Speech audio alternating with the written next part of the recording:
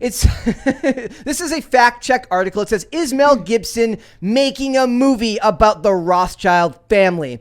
Well, the short answer here, guys, possibly. is possibly. No. What was happening was he was going to be attached to a project in 2019 called Rothschild, in which he was going to play the grandpa of a guy named Beckett Rothschild, who was going on a plan to get back his stolen birthright from his rich and wealthy family. And all I could think of when somebody's like, well, it's about the Rothschilds, I'm like, they really would have just, like, if they were making a movie about just a rich family, you couldn't just either come up with another name, use that name, but not just remove the S in Rothschild. I can't lie. I am extremely intrigued by the idea if it can be done right. And despite this only being a rumor, maybe people talking about it again will make Mel Gibson reconsider doing this. The idea of him and Shia LaBeouf co-starring in a movie that satirizes wealthy banking elites. Yeah. I would see that even if just for the laughs. And it would also be really entertaining to watch the backlash to it. Yeah. Since Mel Gibson has been under fire for racist and anti-Semitic comments in the past. Earlier, when we were talking about Mel Gibson's, like, the famous voicemail that he left that he got caught with. And I mentioned, like, yeah, but have you ever heard the Alec Baldwin one? Right, like if Alec Baldwin can get away with leaving his 12-year-old daughter a voicemail, calling her a pig, and basically threatening her, and then literally shooting somebody on a set and still have a career after that, I think it's only fair that Mel Gibson, after his own controversies, which are less than those, he should be able to do what he wants to do. Robert Downey Jr. has like repeatedly implored like Hollywood and the public to like give Mel Gibson a break. He's like, look, he made a mistake. We're all human. Obviously, Robert Downey Jr. understands that, given his own past, his own, issues with drugs. He kind of had his own redemption arc. But this is what I pictured when I pictured this movie. I pictured a weird mix of like oh my god, Transformers, Shia LaBeouf, mixed with him in Indiana Jones and like Night at the Museum, only it's taking place in a bank. I don't know. What's the plot? Is there any? There was very little reported on it. It was that Beckett Rothschild is trying to get back his stolen birthright from his family after they disown him, and his grandpa is played by Mel Gibson. So Mel Gibson plays, like, I guess he's not the patriarch, he's the patriarch's patriarch. So there hasn't been new reporting on it since 2019, and so it seemed to be dead in the water until now. But this is like. But then I saw this tweet from a journalist that said that she was able to reach out to Mel Gibson, and he denied that this movie would come out. He said there was a mix-up with the movie since he considered, but never made it. He never wanted to make it called Rothschild. And then the media, just obviously being the media, did not correct the story when he told them it was a fabrication. See, we're not but fake maybe news. He'll reconsider. We're not fake news because we're not news. We're just punditry, having fun. Yes, and it's Fake News Friday. The idea of this specifically because Mel Gibson has this reputation for being an outsider in Hollywood, but at the same time a big power player in Hollywood. Yeah, he made his money early, so that he has a lot of pull in an industry where if he hadn't built up capital early on, he wouldn't be able to have the influence that he has. Yeah, and then now Shia LaBeouf is almost similar, seeming like an outcast in this industry. Yeah. That he wasn't in 2019 necessarily, but now, I mean, he's going to trial in April. What for? It's a sexual battery case with a musician named FKA Twigs. There was a lot involved in it. I don't know much about it yet, but the trial will probably be reported on heavily. It was his ex. He was dating her at the and time. Another thing is that now he's made this religious conversion public, where he's Catholic now, and he's putting out this movie while playing a Catholic saint, Padre Pio. And I was really interested in that, but then the reporting on that kind of died down too, and I have no idea when that's going to come out. So we'll see if anything changes. It's what's funny about this is like it's literally like two like kind of Hollywood misfits going off to do a movie about a topic that nobody wants people to talk about. It's important that people talk about it because a lot of conflation between people hating on Jewish people, especially lately. It's really, I find that annoying because even Hitler did it. They blamed the religion, the people, the Jewish people, for what these bankers have done for the last 500 years, which is basically try to create a world order of banking control. You see it with the Bank for International Settlements, the World Bank, the Federal Reserve, all this stuff that is owned in a large part by the Rothschild family and has been since Amschel Rothschild started the banking industry in the 1500s. Yeah. The Bavarian banker, and then his 3 kids went off and started the banking empire we know today. See, but I don't like this. That's what's funny about this is like if it's Mel Gibson, they're not making a documentary. They're making like a dramatic. I want it to be something just wacky. And like I said, Night at the Museum, but it's the Rothschild family locked in their own bank, and silliness is afoot. Yeah, Like, and then psychoactives, and then he's like, "What have I done?" Go. You know, like. Yeah, there's some regret in there after they get like dosed or something like that. Like I'm down for it. I'm here for it. Like there's ways you could do that would be really, really funny that could still call attention to like real issues. It's just we all know Hollywood would never allow. He's got to use like a laser drill to melt through like a solid steel wall or something, or Dude, let's go. concrete wall at some point. and like he's like the whole time he's like so in this, let's picture this in this movie, does that make Shia LaBeouf, does that make Beckett the good guy, and like in Grandpa Rothschild, not Rothschild because it's Rothschild in their potential movie from 2019, is he the evil patriarch who's looking to silence him, or does evil patriarch Grandpa have like a change of heart at the end? I think, it could be a feel-good, wholesome family flick too.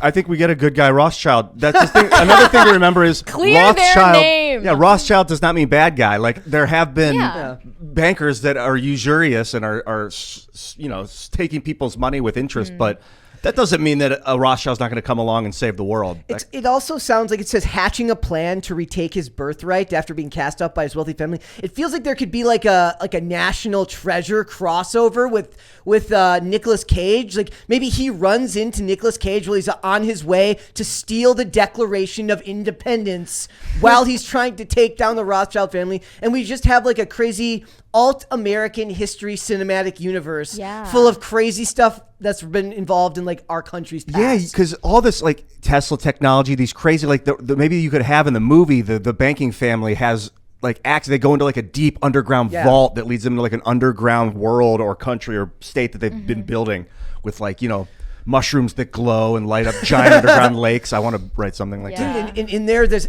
in the museum. No, like they're in the bank. There's like a museum at the bottom, and they've got the water fueled car in the basement of Stanley this bank. Meyer's water. They've got the water fueled car down there, like in a shrine to him. Gone too soon. They're all driving water powered cars. There's so much potential. There's so many directions that this could go, and I think. Similarly to the way that Mel Gibson is like this outsider in Hollywood, everybody else feels like an outsider to the elite class, including elite banking families and the Federal Reserve. And you clearly, Ian, are very knowledgeable about that topic, and you know better than anyone there would be organic interest here. So it can go all sorts of directions. I'm excited if it does happen. Just the fact that the rumor took hold when it did proves that there's an itch for kind of an alternative, like an explanation for the things that we know are wrong, but we can't explain why. Like people know that there's something wrong. They don't know exactly why. And it scratches that anti-establishment itch that like you put the word elites in something. And like, even if somebody doesn't know who the actual elites you're talking about are, you know that those people exist. They're the unelected class in the government. It's your intel officers. It's all these people that aren't necessarily elected officials, but they are very, very important to where our country is going, and everyone wants to see them kind of get it stuck to them, right? Like, and I just think that like with the wealth of creativity at your fingertips in Hollywood, with people that if you're willing to do something like this, you're not super worried about being part of like the Hollywood class. So you got to find like a really good writer who could turn this into something like really get Taylor Sheridan, the guy who's doing Yellowstone. Actually, he might make it too serious. He might make too serious. Maybe the people who write Succession can like get them all together to do this and just see where it goes. And I think that there could be some fun stuff there. It's just I don't know if it's one of those things where it's like there was also an article in there like when Mel Gibson got announced for that project, he got like spoken out against by like a Jewish community organization that basically said him even being involved. Just the renewal of every gripe everyone has ever had with Mel Gibson got repeated in the media. They go to Switzerland. They go to the Bank for International Settlements. They go underground. What else is in Switzerland is CERN, the big particle collider. So they find a giant underground tunnel. Yeah, for the sequel. Dude, did you see the third Indiana Jones where they go to that giant library and then he's like breaking through the ground and he goes in this underground tunnel? Dude, and the Goonies, the underground tunnel. I love that theme. Like all of those themes probably exist. Like there's shows that I watch that have themes like this in there, like alternative history versions of like what things have happened in the country. But it would be just really cool to see it turned into its own. And it's one of those things like you can't do it as like a cinematic universe to start. It has to start as its own individual product and blossom from there. If they announce it as like some big like alt history cinematic universe taking on the elitist cinematic universe where we just take on all the evils the ECU. Dude, like it's like, and then like the final boss of the last episode is like them like invading the Fed. This is good stuff. Let's go with it. Like people just they see through the fakery every time. When AOC puts out her own documentary in theaters talking about the elites that are perpetrating climate change, it makes less than 10K at the box office. This would actually get big support, I think. Mel Gibson's name being attached to it, of course, is a factor, but the subject matter is a huge draw. And along with this rumor getting circulated, I saw a lot of people reposting clips of Mel Gibson from old interviews where he's talked about the corruption in Hollywood. One of his interviews, he said that living there and being a part of Hollywood can rip your life to pieces if you let it. No matter how strong you are, you're going to be affected by this place. You'll eat yourself alive here. He said it takes cockroach resilience to survive in Hollywood. I mean, think about how broken people come out of there. Right. And on top of that is the brake dust, which I don't think gets enough media attention. It's these fine, the cars. It's not just carbon dioxide and methane in the atmosphere, but the brake dust that comes out of these cars in LA the particulates are so small and fine that they go right through the alveoli in your lungs into your bloodstream. Just living there amongst like that congested of an dirty area. People, dirty air. There's like an air of secrecy and literal pollution that is destroying your body and your mind. And one of the things that always sticks out is it looks clean and everything looks fancy and everyone can tell that that's a veneer. In certain places, but not everywhere. But I'm saying like the image that they portray to you is that it's a veneer, glossy, it's a veneer of glamour. And high society that everyone knows if you just go 10 feet to the right, there's a tent, there's two tents, there's crap on the ground. Like everyone knows that it's like, and it's weird how everywhere. We've talked a lot about the idea that like Hollywood doesn't export American values. Hollywood exports Hollywood values to the rest of the world. Like when you really think about it, if you watch a foreign film, you're probably seeing a film that represents values and ideas based around the culture in that country because their entertainment industry is less advanced than ours. Ours is literally so big and so detached from what the average American person experiences that you're no longer exporting American values, you're exporting Hollywood When values. I moved to Hollywood in 2005, what I did was I imported American values into Hollywood. I was like this hometown American Ohio boy, smiling and being nice to everybody. I decided I'm going to do it. I'm just going to be cool with everyone. And it works. And they loved it. And then they were like, we got to package this and sell it. We love this. We love this Midwest genuine thing. How can we sell it? And I'm like, love your angle. They don't see it as genuine. They see it as genuine that can be sold. It's like, I mean, I hate want more of this, and a lot of people really appreciated it. That's true. A lot of people in LA are great people, but it's the industry. I'm sorry I interrupted you there. It's one of my favorite things about like when you watch anything in Hollywood that involve like you never see American flags in Hollywood unless they're portraying Middle America or some other type like part of the country because people in like Hollywood just doesn't seem like they actually like being in America. When I was there, it was during the George Bush Jr. days and the war in Iraq, and there was a lot of anti-American sentiment because we were so angry at the government for these false wars in the Middle East. But that's funny too, because they also exported tons of movies that were pro-war propaganda. Oh, yeah. Hollywood was huge for, like, and they were very popular. I admit that I loved all, and still to this day do love all the military and pro-war propaganda movies, because I enjoy the stories of camaraderie and telling tales of people overcoming something. But I understand that under the veneer of that is a much dirtier message, which is that of, American, colonial expansion of our values to the rest of the world. We're spreading freedom and democracy all over the world, whether they want it or not. Like, I like the war movies where you see the horror and the torture that they have to go through. Like, what's the one where they're going down the river in Vietnam? Any of the Vietnam movies, Oliver Stone. But I didn't see the one with Bradley Cooper where he was the sniper. Did you guys see that one? American Was that Sniper. did that come off more propaganda? I still loved it. It's American like Sniper? I'd have to rewatch it. Like when I didn't register as that way when I saw it, but I was at a much different stage in my life when I saw that movie. So I'd have to rewatch it and see if I thought of it that way. The best movies tend to focus more on the experiences of individuals. And like you said, the horror or the positives, the negatives that individual experienced, rather than just the rah message of the military. Like, obviously that's embedded in the culture of the themes. Apocalypse Now. That's the movie I was thinking of on the riverbed, Full Metal Jacket, that kind of thing, where you see Patton. I haven't seen that yet. I hear it's phenomenal. It's like there's so much there, and it's one of those things. It's just like we could develop a whole new industry now where we make fun versions of American history that might or might not be American history, and see if we can kind of push back on the banking elite. Like and where all the of these founding people. fathers are getting stoned. Yeah. Dude, look at George Washington on the $1 bill. Stoner. He's totally a stoner. Well, didn't they also get like super drunk all the time? Definitely. Like they were just faded. They're just living, dude. They're just George living. Washington was just inaugurated in a full denim suit, cross-faded as Dude, well. he grew hemp. He had a huge hemp farm. Dude.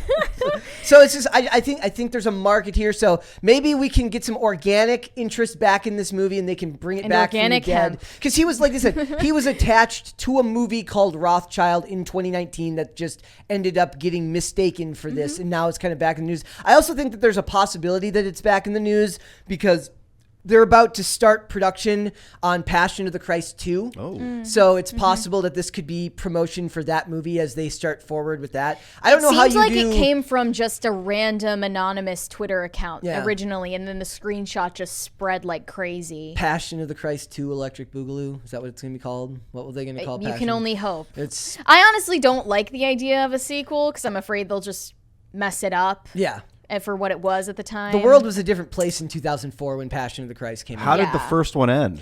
Uh, Spoiler alert if you haven't seen it yet. I haven't watched it in many years, but what they're planning on portraying in the sequel is, the of course, resurrection, like right? the resurrection and the Yeah. aftermath of the resurrection. Oh, so after he's gone, Christ is gone, and the people are like trying to survive. The Christians are trying to survive the Romans' execution. Yeah, I think so. That's awesome. Or maybe they're planning for a whole cinematic universe. Oh, God cinematic CMU. universe. Yeah. Yeah. Wait, no, it's CCU. Yeah. That's I'd rather Christian. avoid that. like the absolute commercial, like the even more of a commercialization than like Joel Osteen's like in there like promoting the movie. Hopefully there are good intentions behind it. Well, Let's that go would to be really Super cool. Chats. I think Mel Gibson actually, because like you said, he risked a lot to make that movie. Sure. When he made that movie, he called Jim Caviezel and goes, "Hey man, want to ruin your career with me?" Because he knew that Hollywood would not want them to Jim make that movie. Caviezel is Well, is he going to get Jim him Caviezel back? is my favorite actor working today. Is he going to get him back then? Yes, he's back. He's back on board for How are they going to like de-age him or something? That's a very. I mean, that's the like, wow, technology definitely Jesus, exists. it's been 3 days and you look so much older than 30. Jim